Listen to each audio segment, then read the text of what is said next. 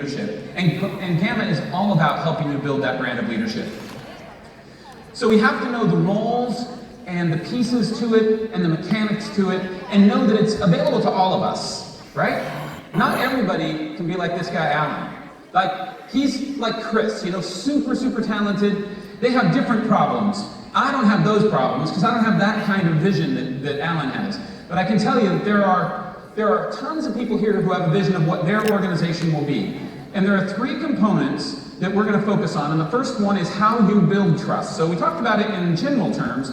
Now I'm going to give you some actual tools to help understand what's going on if maybe you're not getting the referral from your FRs. What's happening with the trust? Or how do you make assessments of other people? Because we get confused about this. If I were to have you all write down what you think trust is, you might all write something, but it might be different for every one of you. So the next one we're going to cover is value, and we're going to talk about how do you actually establish value, and finally the components, these mechanical components of leadership. It seems simple, right? But we may all think we know trust, value, and leadership, but if we wrote them down, the answers would be different. Let's see if we can share some answers. All right. So, what is trust?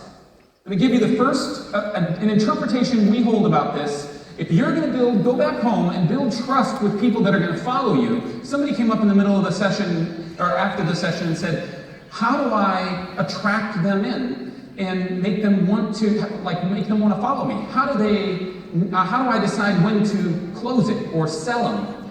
Do I sell them on it? And I don't think you have to. In fact, you're really good at attracting people. Now you got to learn how to decide when they are appropriate for your team. So, trust is an assessment. That means I get to make the assessment of somebody else. If I can anticipate how they'll behave with regard to what I care about. So let me say that differently. I like to believe that I'm trustworthy. You all want to believe you're trustworthy. But you don't get to decide if you're trustworthy. Remember our speaker talked about brand, and he said, you have a brand already? You have a brand of trust already. So people have already decided what they can trust you for, and with what, right? And why is it important? And this is a little bit unusual, but this will help you understand why sometimes it gets really difficult. If you're losing some of that trust, what you'll realize is as trust goes down, cost goes up. As your trust goes up, cost comes down.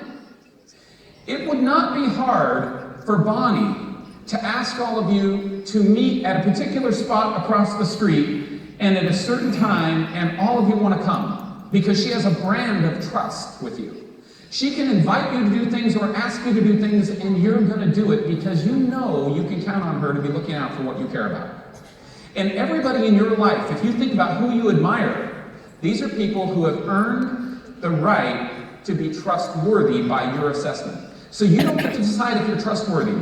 You get to find out if you're trustworthy. And you'll see that in whether or not people give you referrals of the people that they would never want to be embarrassed in front of, right? If I have somebody I care about and I want them to get into this career, I'm not going to refer them to somebody who doesn't care if they succeed, right? But if not picking on Alan, but if I refer somebody to Alan, I know that he has had a really accelerated path in building MDRT producers. That would give me some trust that my referral would have a chance of winning, right? So it reduces our cost of transacting, whatever your transaction is. So you see these two pictures? Pretty straightforward. Prison. If you ask somebody in prison if they can be trusted, what's so funny is they say yes. And then they blame somebody else, right? So the crazy thing is, in the United States, it costs us $67,000 in US dollars per year per inmate to keep these people from affecting what we care about.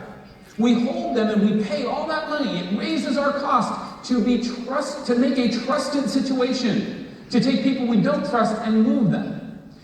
Now, that's extreme, right? 9/11 happens, and now $5 on every airplane ticket, every direction, all over the world, gets charged to add a layer of screening and background checking and all of that so that we can fly safe, so we can trust in some way our lives and the people we love to a carrier.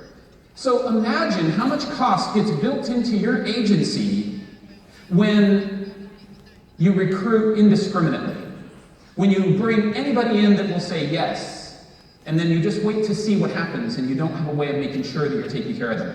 We're asking all of you as leaders to take your role in their life after they join you so serious. Because not only does their future depend on it, but yours does too. Because every time somebody fails, it affects you. It affects you and your brand. And frankly, as somebody who grew up very poor and never would have guessed I could have had the life we have today, I am so grateful people invested in me and helped me have a chance of making it. If I make a referral to one of you in the room, and we all look the same to everybody that would make a referral. If I make a referral to you, I want to know that I'm giving my friend to the place, to the people where they have the highest chance of being successful. I'm not saying that they will all be successful, but I want to send them to the place they have the highest chance of that being true. Now, we see rejection this way, right? Somebody who says, no, this guy has a very grumpy face. We don't like rejection, but rejection is a cost of no trust. So if you dial the phone, don't be surprised people don't trust you. A couple of days ago, I was speaking in Kuala Lumpur. I got into the elevator, and it was in the morning. I was going to work out, and a couple of ladies that were part of the Gama community were at that location, and they got in the elevator. I said good morning, and they went, good morning. Why? Because I didn't have any trust built with them. They didn't know who I was, right? And then I see them later at a conference, and now somebody has handed me trust. I still didn't know them, but now they came up and wanted to take pictures together. Where did that transformation happen? Trust is viral, right? You heard Sina talk about that viral component. Trust is one of the most viral, and today more than ever, especially with social media.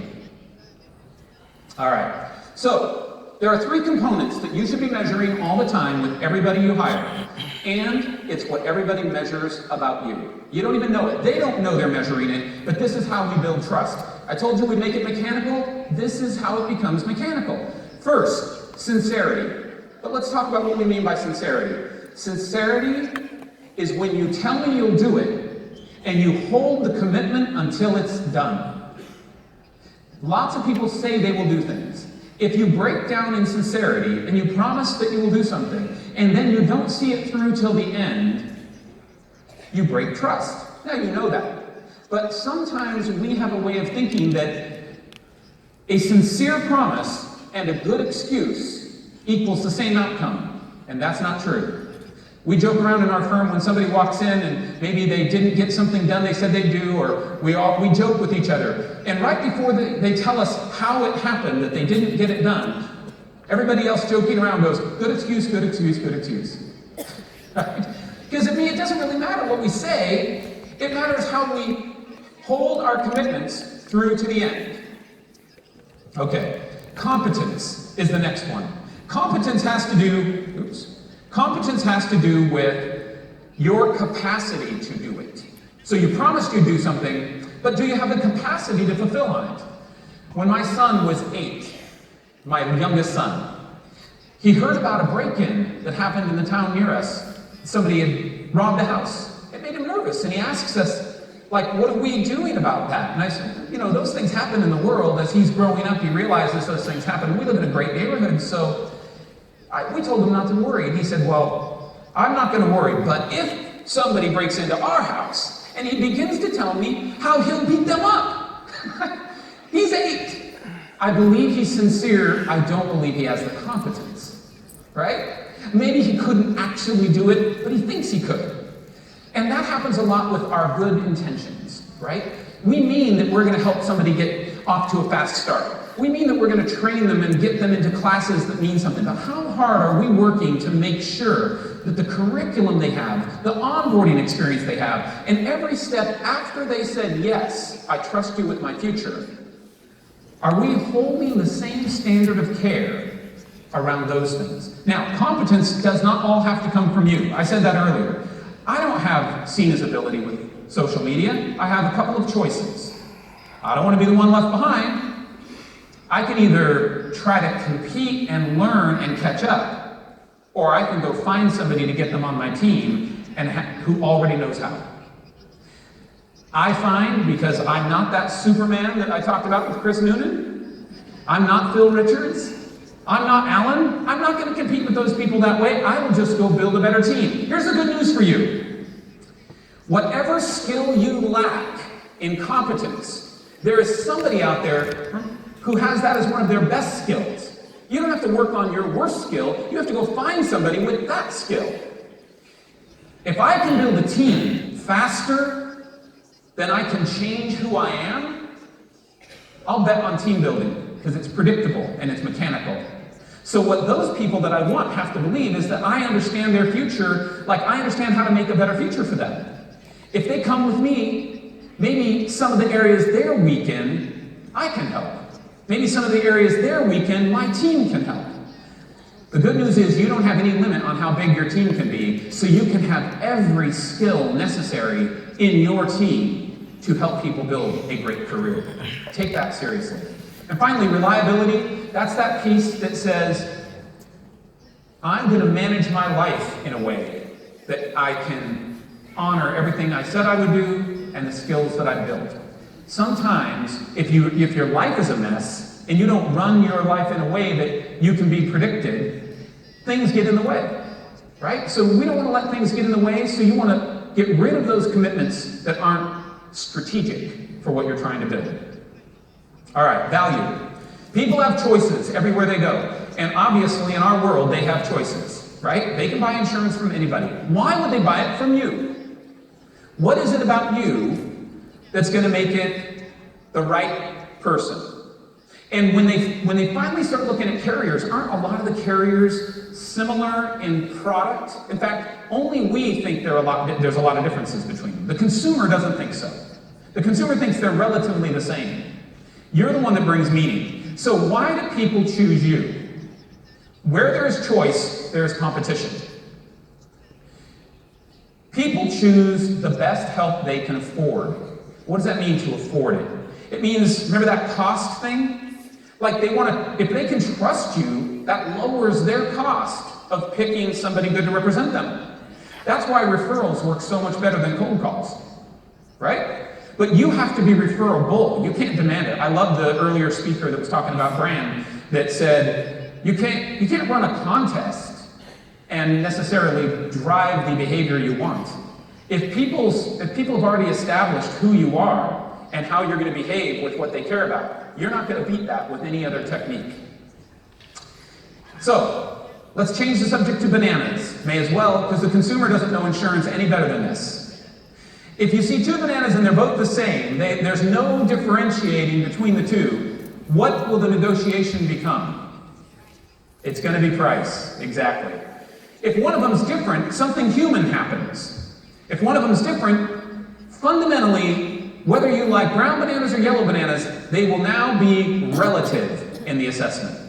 So as long as everybody works with the same level of trust, you have nothing to gain and nothing to lose. But as soon as somebody shows up, more trustworthy, and somebody else refers them, or maybe somebody goes on their social media and gives them 5 stars, or reposts something they said, and all of a sudden you start to go, boy, I see a trend. And more people like what they said. Don't you all buy things right now? Not because of the cheapest price. I go on Amazon at home, and I'm going to buy something, I shop, and I'll still buy from Amazon even if their product is a little more expensive. They'll list all the competitors. I'll see the cheaper prices on the same page, I'll still order from them because I want to trust it. And every time I order from them, I have a trusting experience. Do consumers and advisors, you have the harder job. Consumers buy a product, but advisors reps. They're buying you. They're buying your belief in their ability to live a good life for the rest of their lives, starting with learning to earn. You have a big burden. Trust is everything in your world, and how to build value from that is the next part of the equation. So what is value? It's an assessment of the relative impact someone or something will have on your situation. Now that's a lot of words, but value means you're trying to make a quick decision whether or not how this affects you, right? You're trying to make a quick decision. If I walk up here and I see a chair standing there, I don't have time to check and see if it's really a chair. And if this little thing is put up here for me to use, I don't verify. I trust that the people that put it there for good reason. But these are low stakes. This is not high stakes. But my career, that's high stakes. So now I'm going to really want to make a careful assessment. So the way you can best tell if people are going to be attracted to you as a leader is figure out if the people that are already following you are willing to refer you. The message is already baked in, right? You can fix it. That's the good news. These are mechanical. So everybody does this because they want to learn how to survive and live a good life. And nobody wants death in this scenario is failure in your career. If you can't make it, if you can't make money, you don't survive in the career. And finally, how does it work? So here's the 4 parts that help you understand value in any market. Our market is no exception. First, how important is it? Think of a career. You're offering a career to somebody. How important is this decision? How valuable could it be to them? You need to make sure that you're making it clear to them what it means to them. Finally, what's the utility? And that means how useful are you to helping them get where they need to go? What are you doing every day that shows them that you're in their corner? In the US, we have a baseball expression called swinging for the fences. That means, Babe Ruth, he struck out the most, but he had the most home runs. And the reason is because he was always swinging for the fences. As a leader, my leadership team, affords me the freedom to be the visionary of the organization. My job is to look for territory. When I say territory, like new opportunities for them. I'm going out all the time trying to build relationships from our firm to CPA firms so they make referrals to my people, and to law firms so they make referrals to my people. And while it may not work all the time, what everybody following us understands is we're putting ourselves on the ground and we're swinging for the fences trying to bring utility to their life, helping them build a career. We don't just hire them and say good luck. We don't throw mud against the wall to see what sticks. That is not a philosophy we live by. Finally, worth. Now, worth, in this case, has to do with return on investment. Return on investment. If somebody is going to invest their full time, all their energy, everything they've got, and their reputation on a career choice that you're offering, that is high worth. That means they need high return on their investment. They need to see that you understand what they're going through when they're new. You're going to be the person that understands and cares. You know enough, like we talked earlier, about their family and their specific situations that you're now investing in making sure that they survive. And finally, scarcity. Some of you will be so good at this, not because you're that super talented person, but because you build the best teams of help. If you build a team that helps one another, and that's one of our conditions and our values, and we'll talk about how we use that. If you build enough help to make sure that people are likely to succeed when they join you, you will stand out from the rest, and you will end up attracting people because you're scarce. One of the folks that asked me questions at the break said, what happens if I look a little desperate when I'm asking? Right? I get that. We're all trying to make our numbers. We're trying to grow our team. And that's a very honest and transparent question, and I thank her for that. But the fact is, if that person says no, it affects their life far more than it affects mine. So we want to be the opportunity that is hard to find. That means you as a leader are building a brand of service for your people that says, no matter what, everything you think about is how to build the team that will give them the most support so that they can have the best career. Those are very simple mechanics, But if you're not getting that result from people, you know something is breaking down in one of those 4 areas of value. Let's look at this normal bread aisle. Here's a normal bread aisle in a US store, and what you can see is the prices are almost identical. They're irrelevant, right? The price differential is nothing. That's because there's a lot of choices for white or wheat bread. And there's really no big difference. I can't tell one from another too much. So as soon as I can't tell the difference, I'm going to price them, right? But interesting, take a look at this next one. What's going on here? This little red packaged bread has one difference in it. What is it, Sina? Raisins. They have raisins in the bread. You go, well, you know, that sure limited the market, didn't it? They aren't appealing to everybody now. They're only appealing to some people. Yes, but look what happened to their price. I don't know if you can see this too well. Almost doubled. Did double. Went over double. So how come the people who put raisins in the bread were able to command such a premium? Because they're scarce. There's only one brand on the shelf that offers raisins. If they all offered raisins, they'd all be the same price. But since there isn't, they charge more, and they don't even have to sell you on it. They simply put it on the shelf, and if you want raisins, you have one choice, and they go get it. That's the answer to the question about whether or not you need to be desperate. I never met the people who made the bread, so they priced it in a way that adds the value they believe they deserve, and they don't care if I walk away. Because enough people value what they do, they will pay the additional price. Right? You did not buy your car just for transportation, most likely. No, you thought a lot about your car, especially your car. You thought a lot about your car, and your car did something more than get you from point A to point B. Right? And the way you chose it had to do with you paid a certain extra premium to get something you liked. Maybe it was the quality of the seats or something else, but you chose quality over price, and you do it every day. You do it every day. Do not be surprised that your people are doing it to you as well. You want to be valued, and the question you must ask yourself is, how am I valued? What's unique about me? All right. Are you priced or are you valued? Which one allows you to earn more? Well, in our world, it's which one allows you to attract the best talented people. What makes them believe in you? All right. How do you stay valued when you're making offers to the customer, to your employer or your employees, and your teammates? These are all questions you need to ask for yourself. This is your homework assignment. Make a list of the ways that you offer something that is, and you can pick any one of the categories. If everything is the same, pick one category and make it a little more important, or communicate that you understand how important it is. If somebody else is recruiting and they make everything sound too good to be true, you make it sound true. It's hard. You'll do things today you don't want to do to live in the future like others can't. And you tell the truth. Truth is important, right? And if you're telling the truth about the career and you tell people it's hard, but you're going to be there with them, you're not saying it's going to be easy. It's going to be hard and I'm with you. It's a different message than it's going to be easy, right? More useful. Are you, as a leader, more useful to them than another leader?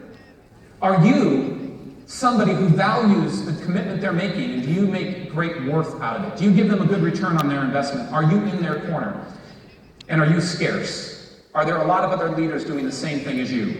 Do not get lulled into the idea that I'm doing what all the other leaders are doing. You will be priced. Why? Because if you're just doing what everybody else is doing, if you're not swinging for the fence at least some of the time, and make a list, what does that mean? Again, I gotta do it, Alan. This guy's pretty crazy. I love the fact that Alan goes into a shopping center where there's financial markets, takes over a coffee shop, and calls it Wealth Cafe. And he does that so his people can meet other opportunities. I think that's brilliant. Now, the great thing about a visionary is you can try a lot of things that fail, and you still get the points. People love you even if you fail, if they see that you're trying to make a difference for them. And I'm not saying you failed. I'm saying if you failed, it wouldn't matter. You'd get all the credit because he's swinging for the fence. All right, let's go to leadership. So what makes a leader a leader? A lot of people look at people like this and they think, oh my gosh, you know, political, social, religious, you name it, and entrepreneurial. These are leaders. Well, we know they're leaders because we've heard them quoted, we've seen their work, we've watched the rockets launch, we're all holding iPhones or some other kind of phone. We see those leaders in the real world, and they represent all kinds of different things. But what is it about them that we love? They're like superheroes, right? I can't be the superheroes of the industry, but I can make an offer to produce a future situation together that is better than alone. Let's just say for a minute that Alan lived in California. The question would be, should we remain competitors or should we team up? Now, both could be good. Chances are we're both similar types of leaders, and even though we do different things, we'd still end up being friends and in the same markets, but not together. That would probably happen. But other people team up, and here's the mistake I see them make. They team up with people that are at the same level as them. No, what you want to do is find people that strategically improve the offer you're making to the people that are going to follow you. And that's a promise that their future looks better. If anybody is working for our firm and then decides that I'm not looking out for their future and my team is not really looking out for their future, they leave, and at that point, the conversation about agent retention is futile. You don't get to decide how to keep somebody once they stop believing you're swinging for the fences and they can trust you with their career. All right, so what do good leaders do? You must know the situation. What's the current situation we live in? What's happening with technology? What's happening with training? What's happening in that person's life? You must know what to do about it. What do they need now? We don't come in and talk from a soapbox. We coach, we care, we help give them motivation so that they can go do what they have to do. And the way you can know if you're a good leader is somebody is following you. People will say all the time, I'm all about leadership. But the way you can tell, the proof of knowledge, is people follow them. In fact, the next step above following you is they follow your organization. If they follow your organization, they would follow that same organization if you weren't there. That's powerful. That actually gives people even more confidence about their future. So here we see a simple form of leadership. One person's lost, another person is looking for directions, and somebody steps up. Low stakes, probably.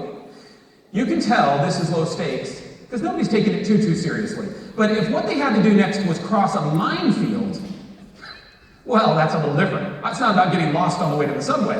If I have to cross a minefield, I want expert leadership, right? People that have done it before. In fact, why don't you show me first, right? And by the way, our situation is so high stakes, people want you to show them first.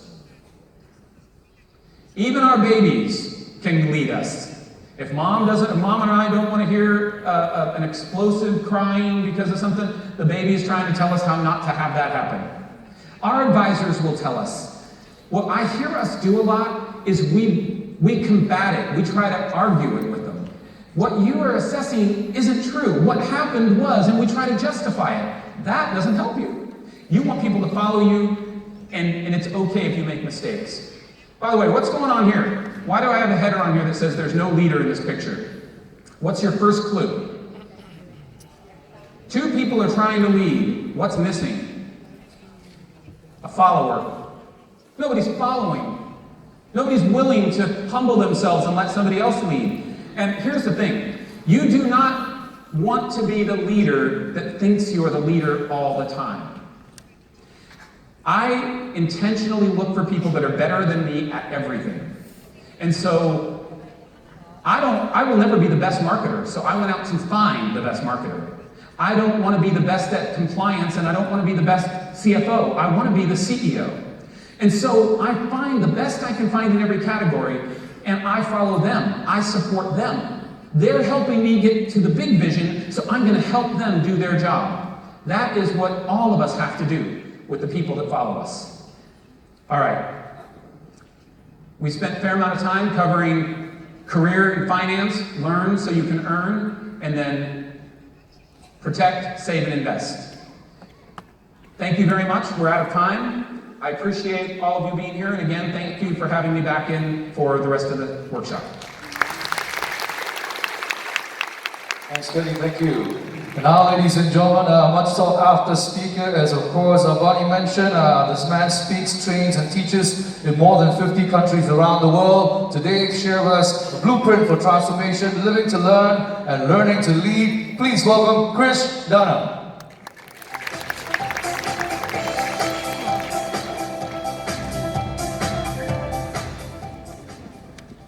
Well, I'm what's keeping you from lunch. So in the words of Elizabeth Taylor, to one of her many husbands, I'll try not to keep you too long. We'll try to navigate through this thing called transformation, being more, doing more, and having more. Much has been talked about in the arena of leadership. John Maxwell, leadership luminary, said, leadership is influence, nothing more, nothing less. Every one of you in this room will either directly or indirectly influence at least 10,000 people. What is a leader's primary goal in transformation? Number one, teach people things they cannot learn on their own. Number two, take them to places they cannot go on their own. And number three, introduce them to people they could not meet on their own. Teach people things they could not learn on their own, take them to places they could not go on their own, and introduce them to people they could not meet on their own. Culturally, I identify with more of you than I do with my home in the West now for over 30 years. I was born and raised in India. My mother was a child bride. She was betrothed to my daddy when she was all of 14.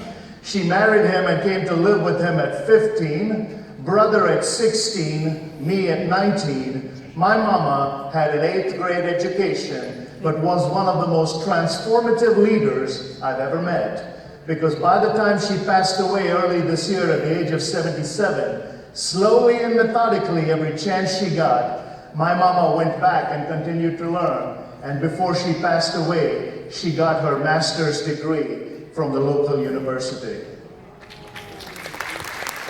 My father studied under a streetlight to graduate from college because his parents couldn't afford electricity. He taught me a great leadership principle. Genius is the ability to focus on the task at hand. Times were tough, he went out and got a job. He had an undergraduate degree, but decided, like my mom, that they would continue learning. Last year at the age of 83, my father from that same university got his PhD. So when you look at learning as a constant, this is something that I'm going to try to encourage you with. Now, you have interacted with people. I'm a different animal. I'm not old. I'm just a young guy with old hair. I just recently celebrated the 36th anniversary of my 20th birthday. So I've had a few trips around the sun, and in this travelogue, I've had the privilege of flapping my gums in 70 countries on 6 continents. But I went to America with $9 in my pocket looking for a dream. Many of you are at different points in your career. Some of you are at the cusp of making it big. Some of you have already made it big, and some of you will be the people down the road who will come here and say it was moments like this that allowed you to dream big. But perception is not fact in the world we live in. Perception just remains perception because we are riddled with assumptions. Some of you may have done this before, but play along with me. Just raise your right hand like this. Now gently put it on your chin. See, the chin is this pointed thing at the end of the face. You ignored everything I said and did exactly what I did. As a species, we are conditioned to react to that which we see instead of respond to that which we believe. Reaction is based on life's possibles. Response is based on your permissibles. That's why William Blake once said this: eyes dim windows of the soul, distorts the heavens from pole to pole, and goads us to believe a lie when we see with and not through the eye. We were supposed to see through the eye with the conscience. not with the eye, devoid of a conscience. So there is a right and a wrong, a yes and a no, a black and a white, a good and a bad. Relativism, which is creeping into the mainline lexicon, is a crock. Relativism does not work. You ask a lady, she'll never tell you, I think I'm relatively pregnant. 9 months from now, she's in for a relative surprise. So why have we come to this point of abstracts when as a society we were created to participate in absolutes? Somewhere along the line we lost our moral foundations and began to go down the path of inductive reasoning versus deductive reasoning. Now I'm a philosopher, that's what I'm called, a business philosopher. I try to connect the dots of human history to ask ourselves the simple question of motivation. When you wake up in the morning and look in the mirror, do you say, mirror, mirror on the wall, do I have a prayer at all? Or do you say, mirror, mirror on the wall, here I am, what's my call? When I went to America as a young immigrant, I had a language issue. I had an accent issue. I had an enunciation issue. I had a pronunciation issue. But I wanted to be a communicator. I wanted to stand up and speak on stages all over the world. Who was going to give me that chance? Nobody. Success is not who you are in relation to the person sitting next to you. Success is not who you are in relation to the person sitting next to you. Success is who you are in relation to where you began with and what you began this journey with. Success then is going to where success is and hoping that by sheer centripetal force you're pulled in. Which means success is doing things that are uncomfortable. 97% of the people in this world operate in the comfort zone. 3% of the people in this world operate in the effective zone. The difference between comfort and effectiveness is called growth, and growth is uncomfortable. So I'll take you through a very simple process. What are the choices that define you? Remember, I used a word called assumptions. Within Asian cultures, of which I'm a broader on the outer periphery, having been raised in India, one of the assumptions was that you will need to listen to certain people because of their age. That's a wise assumption and a noble tradition. When I went to America and a man named Zig Ziglar was the person I started idolizing in some way, I told my father, and my father said, but he does not have formal education. See, he never went to college. If my assumption had held true, I would have never had the liberated life I've had. What are the assumptions that are holding you back? I was raised in India, as I mentioned, and an Indian man never talks publicly about his wife. I had to break that assumption. I will tell you without any fear of error. If it wasn't for that godly woman that came into my life 32 years ago, who has prayed for me religiously every night and cheerled me every day, I would not be your speaker today.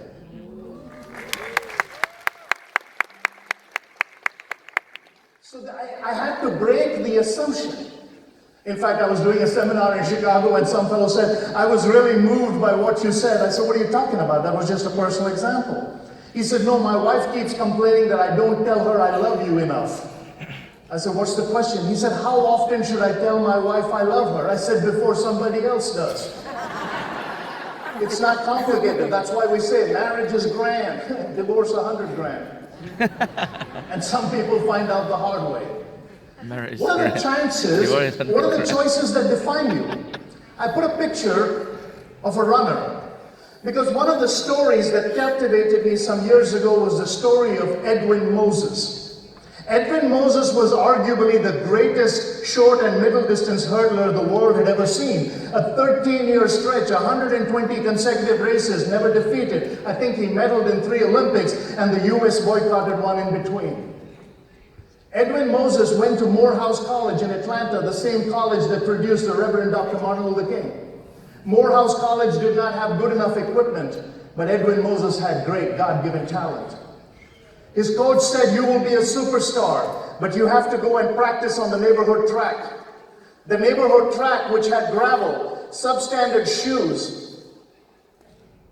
And later in life, when he had accomplished the impossible, and had now become chairman of the Laurentis Foundation, and in an interview was being asked, how was it in those early days when you practiced on such unsavory conditions? Here's what Edwin Moses said, and these are words of genius.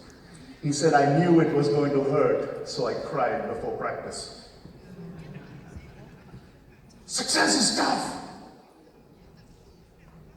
but so is achievement. Ladies and gentlemen, hear me carefully.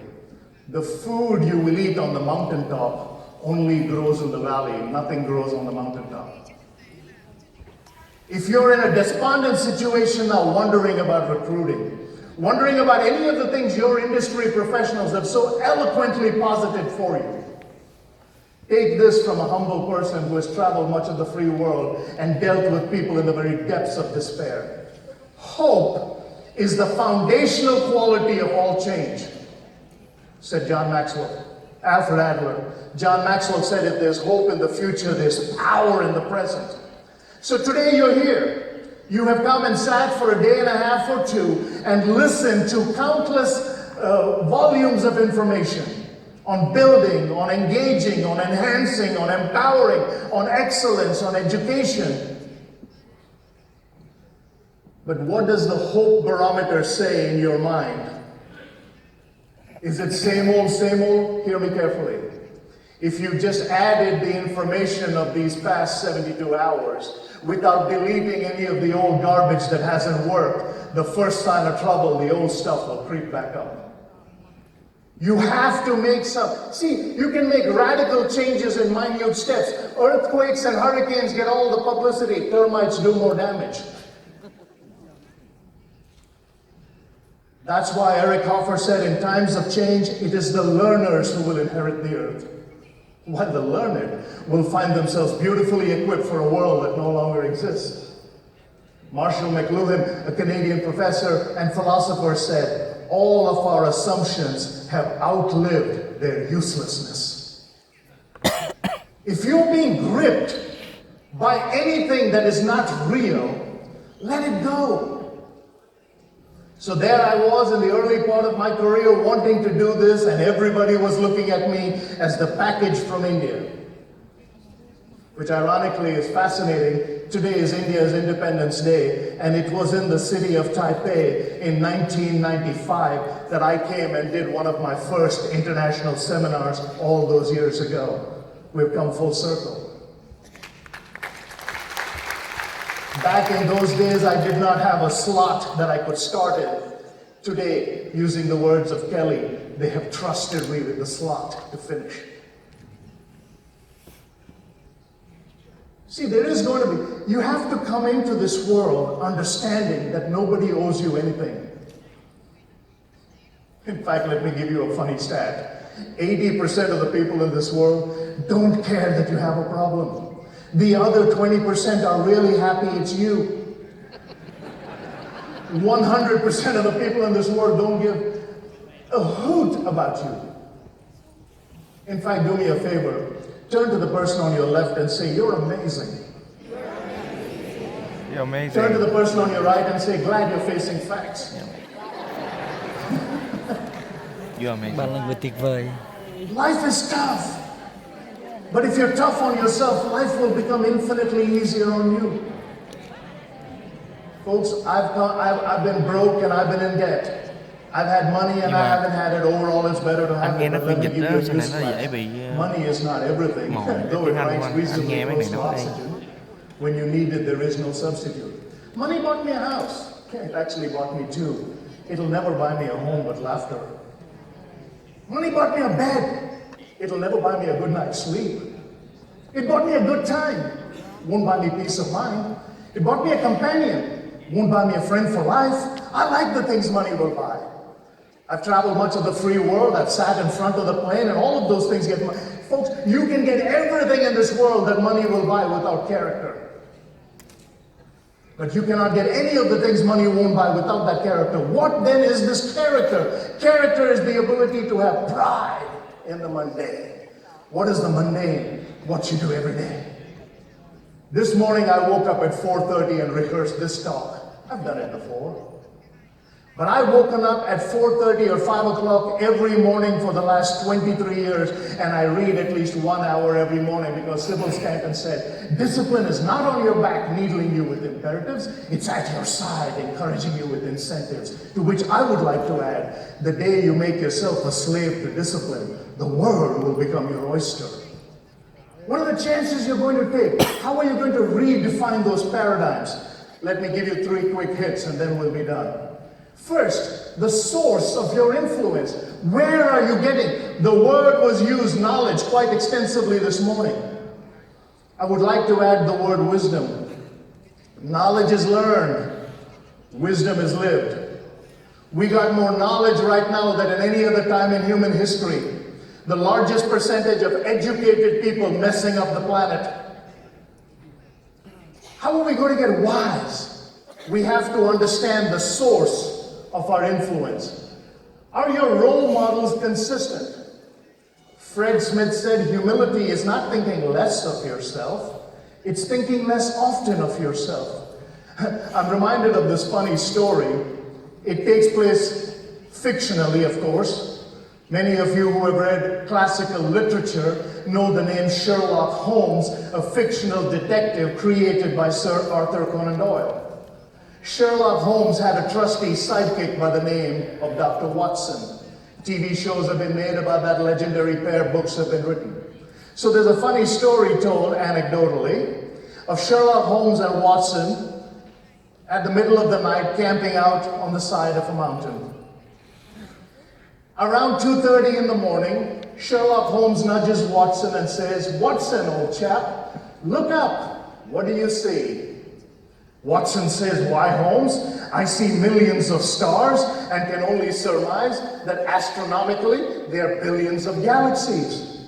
Astrologically, I think Saturn is in Leo. Orologically, I think it's 3 in the morning. Meteorologically, I think it'll be a clear day tomorrow. Theologically, I marvel at God's amazing creation.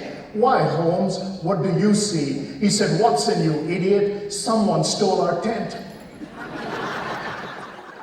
Sometimes we miss reality because we are participating in fantasy. I'm an old curmudgeon, so my social media team brought me kicking and screaming. I still am a person who likes to give reverence to Billy Graham. I let Heather and Brad on my team deal with Instagram. But let's look at this thing. Is the source of your influence social media? We're swiping for relationships. We're checking for likes. We're tweeting 140 characters of ignorance or less. And suddenly we wake up and realize that the tears of loneliness are not digital. Folks, high tech should never replace high touch. Within created order, man was designed for accomplishment. We were not designed to live in isolation. It is okay. I'm on every platform, and when we finish, I'll put up how you can engage with me. I have a team that takes care of that because they say that's the only way I will reach a generation. But I leave my phone at home downstairs. When I go upstairs, I travel a lot. It is unfair to that bride of mine to be engaged in looking at a device. It is blasphemy to not be able to bless my son. Folks, I have a poem I share with my son. Son, I may never gather diamonds and gold. My colleagues may consider me a failure when my business life is told. But if you can grow up good and godly, my son, I will be glad, for I know I'll have been successful as your dad.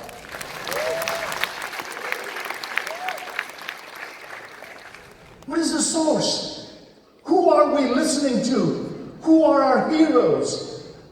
Kelly lives in the place in America we call Hollywood. Where, think about it. Bonnie talked about being in politics. And I'm pretty sure she knows Peggy Noonan, one of the most amazing writers who worked as a speechwriter for President Ronald Reagan, the great communicator. Peggy Noonan has 135,000 followers on Twitter. Kim Kardashian over 2 million. Is our world not fleeting down a slippery slope of stupidity? Ignorance is a medal. We should stop wearing it. 7 billion people on planet Earth, and there's not another just like you. You're unique in every attribute of human existence, yet we go with the flow. But as my wise mentor used to say, if you let someone else row your boat, they're going to take it to where they want to go, not to where you want to go. What are the sources of your influence? Role models. Folks, tradition is not a strategy. If it is, culture is your only formula. I'll give you a classic story from my own childhood. My mother, my late mother, saint of a woman, used to give me a coconut to take as an offering to the local holy shrine on our way to school. Tradition. As Stevia, that Ukrainian milkman, said in Fiddler on the Roof when he was asked, why are you worried? 4 daughters make 4 different decisions. What does Stevia say? Tradition, tradition, tradition. I used to carry that coconut religiously. Every Monday, my mama would give me a coconut. I would take it to that guy. He would break the coconut, use the water as an offering, and give me half the coconut, which he would bless to bring back home as something auspicious. And I was a good kid, so I did it. Tradition.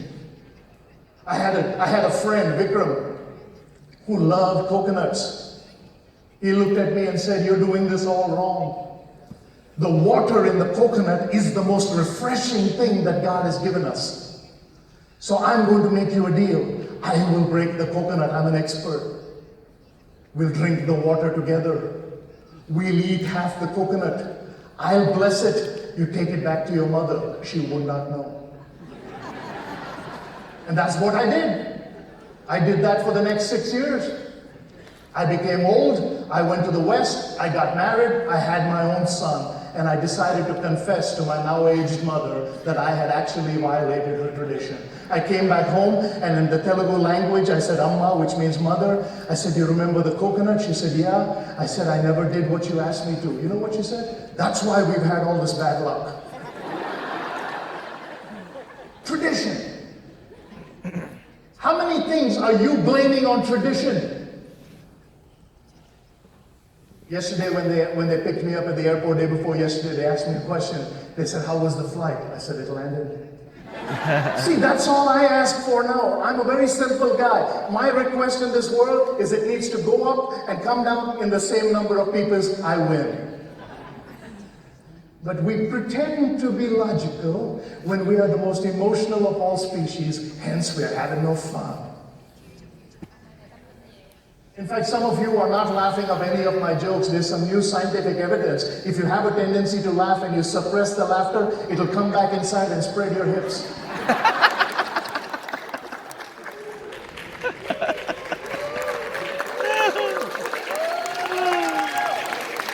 We pretend to be logical when we're actually emotional. I was telling Kelly, I've flown roughly 5 million miles in the air, which means I've heard the flight attendant tell me no less than 1,000 times, buckle up. Whether it's a small seven-seater or a 747, everybody buckles up. Nobody tells the flight attendant. What does she say? The captain told me to tell you to buckle up. She's the leader because she has a uniform. And you listen. Everybody in their seats buckles up. Now, I've seen some of you drive your cars. None of you buckle up your car seatbelt. And in the insurance industry, National Safety Board, through insurance actuarial tables, came up with this statistic. If you're in your car and you have your seatbelt on, 3 in 5 chances you'll live. By your own industry. Now, after 5 million miles in the air, I can tell you without any fear of error, if something happens to that plane up there, I don't care how well you're strapped in, you're gonna die. In fact, in talking to the airlines, I asked them, oh, why do you ask us to stay buckled? They said, in case of an accident, we know who sat where. See, otherwise your body would be all over Malaysia. So, they need it in one spot. That's just a morbid example. Don't take that too seriously. But we pretend to be logical when we are emotional. I live in America right now. It's got more food than any other country in the world. Most number of people on a diet.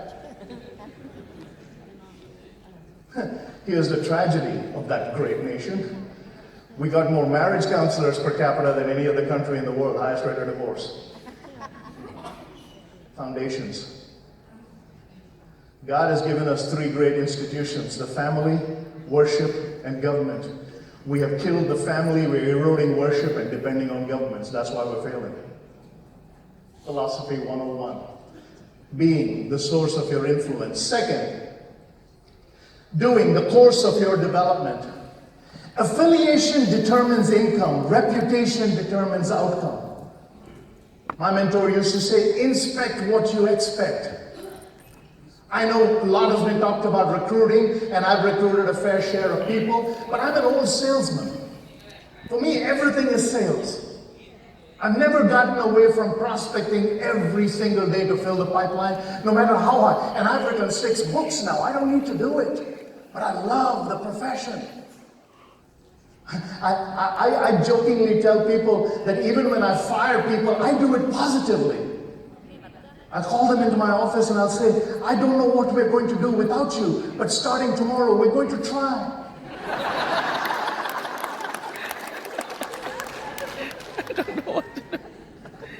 See, when I look at the course of your development, Michelle shared a touching story about her mama. I lost mine a month right before hers, February 9th. As she was talking, I was looking at the pictures. But she said she made that her motivation to talk about significance of some kind of growth. There will come a time when you hit the end game, and there are only 2 statements you can make. I wish I had, or I'm glad I did. I wish I had is one of regret. I'm glad I did is one of possibility. Someone asked me, Mr. Dunham, what do you want the preacher to say at your funeral? I want him to look down and say, oh my God, he's still moving. See, I still have things to do. I'm not ready to die. But I'm a salesman. I want to come kicking and sliding into that grave saying, holy cow, what a ride. Enthusiasm. The last 4 letters of the word enthusiasm, I-A-S-M, should stand for I am sold myself. Do you believe in your industry as much as you want someone else to believe in it? This is why Neiman Marcus founder Stanley Marcus said, a sale is never complete until a person or a product never comes back, but they bring someone else who wants to buy. Here's a question. If you sold someone something 5 years ago and you spent the commission and they're still enjoying the benefits of the product, who got the better deal? They did. Selling is not what you do to someone, it's what you do for someone. Foundational attributes. The course of your development. I just shared with you that I read every morning. Folks, I have read at least 1 book a week on average for the last 23 years.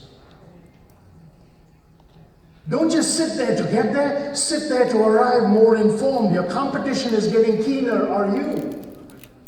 Automobile University of Southern California did a study, and they said that if you drive in your car, at least they gave the stat based on distance, but I'm going to give it to you based on time. They said if you drive 12,000 miles a year, which in the United States would equate to about an hour in your automobile coming and going, 30 minutes morning, 30 minutes evening, will bring you to that 12,000 mark. So let's assume if you just had an hour a day going to work or coming from work, in your cases it may be longer. They said if you do that, within the span of 3 years of commuting, you could get the equivalent of 2 years of college just being passive and listening. Called it Automobile University. Listening to information that is good, clean, pure, powerful, and positive. Arriving more informed than when you left. I fly a lot and I see people will sit in a plane and they look at the head in front of them for the rest of the journey. That head is ugly to begin with. It's not going to get prettier by the time you land. And if it's a bag of my head, I don't know what they think it's going to tell them. I never even stand in a line without a piece of paper or something that I've torn out of a magazine or something that I bought that I can read. Because now the smartphone allows you to do that. Here's a question. How many of you have a smartphone? How many of you are willing to admit that phone is smart? Yeah. Did your IQ go up because you bought it? We call it a smartphone. And guess what we don't use it for? Making a call. We use it for everything. My son doesn't answer his phone. In fact, communication with the millennials just strips me up to no end. The other day, my son, when he was a teenager living at home, conversation with him would go like this. Where are you going? Nowhere. What do you mean you're going nowhere? That is physically and physiologically impossible. I understand your Star Wars world, but if you move from here to here, you're there. You don't disappear into some cosmic vortex. Where are you going? Nowhere. Who are you going with? It gets better. No one. What you doing? Nothing. So he's going nowhere with no one to do nothing. When are you coming back? Don't know. I'm scared. This kid's a mechanical engineer. No clue. But here's the final part of our generation's kids. Then he says, Pop, can you loan me 20 bucks? Let me get this straight. You want to go nowhere with no one to do nothing and not know when you're coming back, but you want me to finance it? I'm not the government. That's what governments do. That's why my definition of bureaucracy is quite different. Reputation and affiliation. Who is in your inner circle? John Maxwell says the law, the 21 irrefutable laws of leadership, he calls this the law of the inner circle. Don't let every Tom, Dick, and Harry come into your life and rain on your parade. Be selective who's in your inner circle. My bride and my son are in my inner circle. My parents and my in-laws are in my inner circle, and my best friend. If you don't fall into that category, you can criticize me, but you don't have permission to correct me. If you let everybody come in and rain on your parade and their feelings matter, you're going to be a wandering generality. I'm talking about becoming a meaningful specific. Think about what creates wonder. You know why we call it a selfie? We are so lazy we can't even spell narcissistic. Look it up, you'll understand what I'm talking about. Man has put a person on the moon.